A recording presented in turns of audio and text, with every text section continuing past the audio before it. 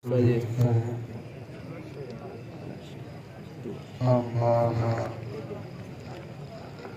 بالله من الشيطان الرجيم بسم الله الرحمن الرحيم كل نفس ذائقة الموت ثم إلينا ترجعون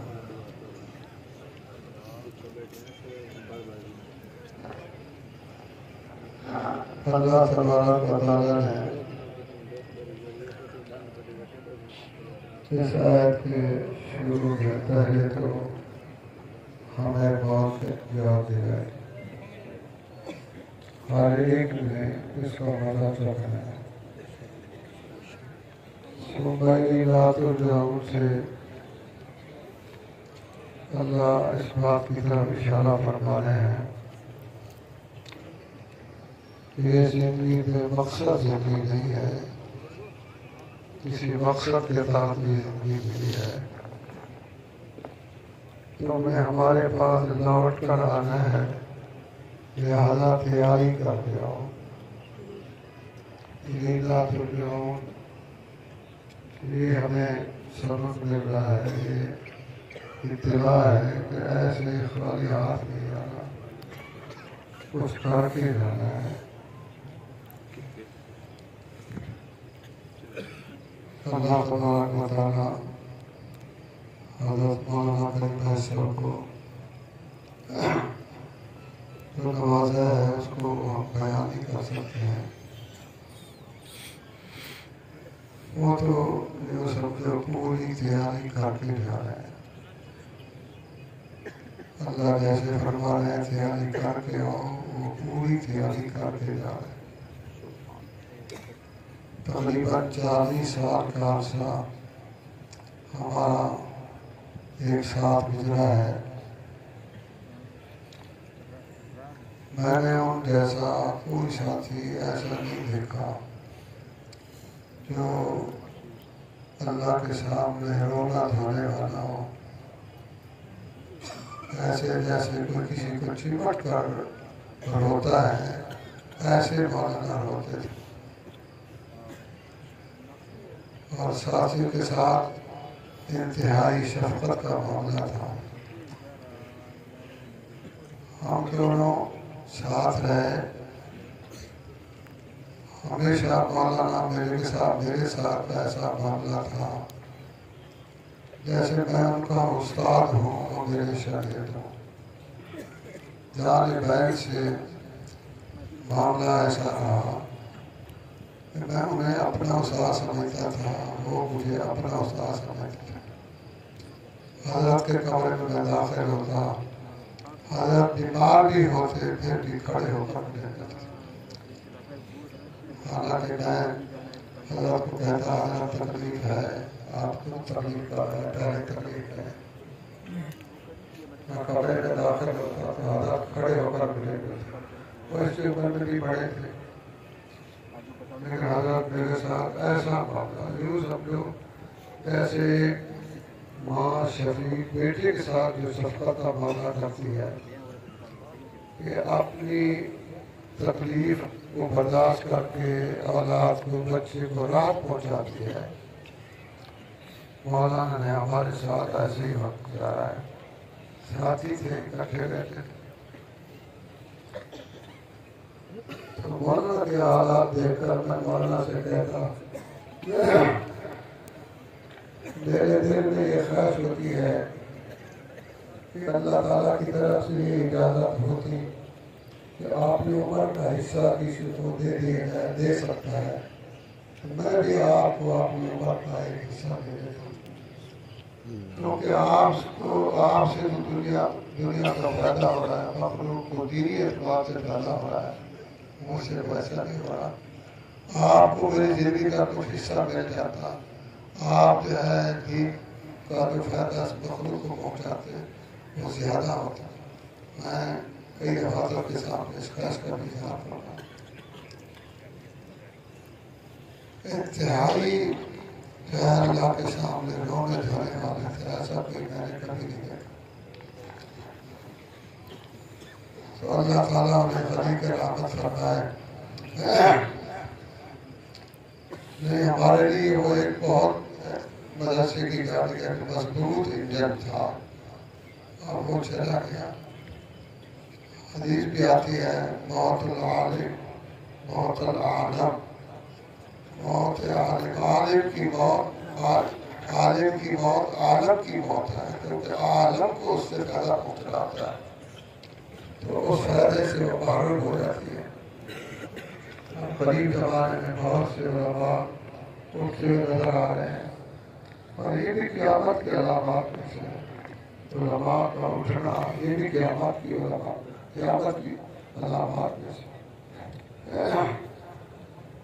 تو میں حضرات سے درخواست کروں گا، ہمارے لیے ایک مضبوط انجن تھے، وہ چلے گیا، وہ جو رہا ہے کہ جو جا رہا ہے وہ سلام بول نہیں ہو رہا، وہ سلام باقی رہ رہا ہے۔ ہر مدرسے کے لیے جو ہے یہ مدرسے دائم رہے، ان کے لیے دعا کرنا، خصوص طور پر ہمارے مدرسے کے لیے جو ہمیں اللہ نے ایک شخصیت عطا فرمائی تھی، وہ ہم سے جدا ہو چکی ہے، اس لیے ہمارا مدرسہ زیادہ محتاج ہے دعا کا۔ کسی عمل کو تو حقیر نہیں سمجھنا، دعا تو ایسی بہت بڑا عمل ہے، کسی عمل کو حقیر نہیں سمجھنا چاہیے، اس کو حقیر سمجھ کر چھوڑنا نہیں چاہیے۔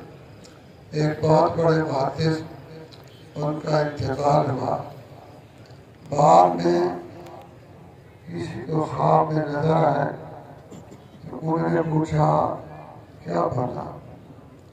کہنے لگے کہ عجیب معاملہ ہوا، ہم نے بڑی کتابیں تصنیف کی، بڑی تدریس کی، ان کی خدمت میں ہم نے بہت کام کیے، ہمیں ناز تھا ان کاموں پر، لیکن وہاں تو عجیب معاملہ ہوا کہ اللہ نے فرمایا میں تیری بخشش کر رہا ہوں، تمہیں پتہ ہے کس لیے کیوں بخشش کر رہا ہوں، کس وجہ سے آپ کی بخشش ہو رہی ہے؟ ہمارے لگے کہ اللہ نے فرمایا کہ آپ ایک دفعہ تصنیف کر رہے تھے، لکھ رہے تھے، اس زمانے میں یہ قلم دوات چاہیے ہوتی تھی، اس سے دبو کر آدمی لکھنا شروع کرتا، تو آپ لکھ رہے تھے، اس اثناء میں ایک مکھی آئی، وہ بیٹھ گئی، آپ نے اس خیال سے کہ اللہ کی مخلوق ہے، پیاسی ہے، آپ نے اپنی قلم کو روک دیا، جب تک وہ مکھی اس قلم پر بیٹھی رہی آپ نے نہیں لکھا اس کی پیاس بجھانے کے لیے، حالانکہ لکھتے تو کوئی حدیث لکھتے یا قرآن کی تفسیر لکھتے، لیکن مکھی کی پیاس کی خاطر انہوں نے اپنی قلم کو روکا۔ اللہ نے فرمایا تو نے ہماری مخلوق پر ترس کھایا، ہم تیری مغفرت فرمائیں۔ ہاں جی، تو کسی عمل کو معمولی سمجھ کر حقیر سمجھ کر چھوڑنا چاہیے، وہی بخشش کا ذریعہ بن جاتا ہے۔ پھر جو عمل نیک ہو اس نیکی پر دوام بھی ہونا چاہیے، یہ نہیں کہ کبھی کر لیا کبھی چھوڑ دیا، اس دوام میں برکت ہوتی ہے۔ جس عمل کو شروع کرے نیکی کا اس کو مسلسل کرتا چلا جائے، اس میں دوام ہو، اس میں استقرار ہو۔ حضرت شفیع رحمہ اللہ تعالیٰ ایک دفعہ جا رہے تھے، بہت بزرگوں میں سے ہیں، تو دوپہر کا وقت تھا، تو درخت کا سایہ تھا، وہاں آ کر انہوں نے ٹہلنا کیا، تو درخت سے آواز آئی کہ اے سیوری کون مثلی، اے سیوری تو میری مثل ہو جا، میری طرح ہو جا۔ اس لیے کہ لوگ مجھے پتھر مارتے ہیں، میں اس کے جواب میں انہیں اپنا پھل دیتا ہوں، میری طرح ہو جائے۔ ایسا تحمل اور بردباری ہو کہ جو تکلیف پہنچا رہا ہے اس کو راحت پہنچا ہے، لوگ مجھے پتھر پھینکتے ہیں، میں اس کے جواب میں انہیں اپنا پھل دیتا ہوں۔ تو بزرگ فرمانے لگے اس کی کیا وجہ ہے؟ ہم دیکھتے ہیں کہ لوگ آپ کو پتھر مارتے ہیں، پتھر کیوں مارتے ہیں؟ اتنا اچھا اپنا کردار بتا رہا ہے، لوگ تجھے پتھر کیوں مارتے ہیں؟ سے آواز آئی کہ میرے اندر ایک خامی ہے، اس خامی کی وجہ سے مجھے پتھر پڑتے ہیں۔ وہ خامی کیا ہے کہ میرے اندر استقلال نہیں، جدھر کی ہوا ہو ادھر گھوم جاتا ہوں، جدھر کی ہوا ہو ادھر گھوم جاتا ہوں، میرے اندر استقلال نہیں۔ تو دیکھی کہ اس کو حقیق نہ سمجھے، پھر شروع کرے اس کو چھوڑے نہیں، اس میں التزام رکھے۔ مولانا کریم بس اللہ نے نام بھی کریم تھا، معاملہ بھی کریموں والا تھا۔ ابھی ساتھی آئے وہ جا رہے، وہ فرما رہے تھے جب بھی میں نے مولانا کے ساتھ سفر کیا مجھے مولانا نے اپنی جیب سے بھی خرچ کر دیا، جب بھی میں نے سفر کیا اور ہمیشہ مولانا نے مجھے اپنی جیب سے بھی خرچ کر دیا۔ کریم تھا، بڑے کریم کے پاس جا رہے ہیں۔ آگے ایک روایت ہے، اس سے پہلے یہ بات ذہن میں رہے، صحابہ جو ہیں وہ اپنی زندگی محتاج زندگی گزارتے تھے، آزاد ہو کر زندگی گزارتے تھے۔ ایک دفعہ ایک صحابی آپ صلی اللہ علیہ وسلم کی خدمت میں حاضر ہوا، پوچھنے لگا یا رسول اللہ کل قیامت کے دن مخلوق کا حساب کون لے گا؟ تو آپ نے فرمایا اللہ تعالیٰ لے گا۔ پھر وہ صحابی کہنے لگا رب کعبہ کی قسم، پھر ہم نجات پا گئے۔